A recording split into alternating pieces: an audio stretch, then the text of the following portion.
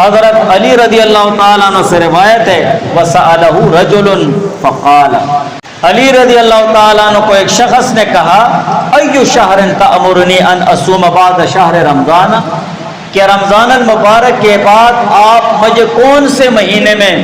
روزے رکھنے کا ارشاد فرمائیں گے، حکم دیں گے؟ فقال له، تو علی رضی اللہ تعالیٰ عنہ نے اس سے کہا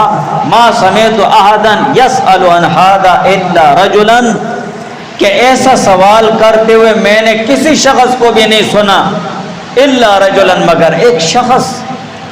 سمعته يسأل رسول اللہ صلی اللہ علیہ وسلم، میں نے سنا اس شخص کو کہ وہ حضور علیہ السلام سے سوال کرتا ہے، وَأَنَا قَائِدٌ عِنْدَهُ، اور اس وقت میں حضور علیہ السلام کے پاس تشریف فرما تھا۔ فقال، تو شخص نے کہا یا رسول اللہ اَيُّ شَهْرٍ تَأْمُرُنِي أَنْ أَصُومَ بَعْدَ شَهْرِ رمضان، یا رسول اللہ رمضان کے مہینے کے بعد آپ مجھے کون سے مہینے کے روزے رکھنے کا حکم کرتے ہیں؟ قال، تو حضور علیہ السلام نے فرمایا ان كنت صائما بعد شهر رمضان فصم المحرم، اگر رمضان کے مہینے کے بعد روزہ رکھنا چاہتے ہو فصم المحرم، تو محرم کا روزہ رکھو،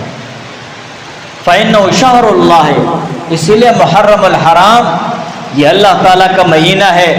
فیہ یوم، اس میں ایک ایسا دن ہے، تاب اللہ فی علی قوم، جو ایک قوم کی توبہ اللہ تعالیٰ نے اس دن قبول فرمائی،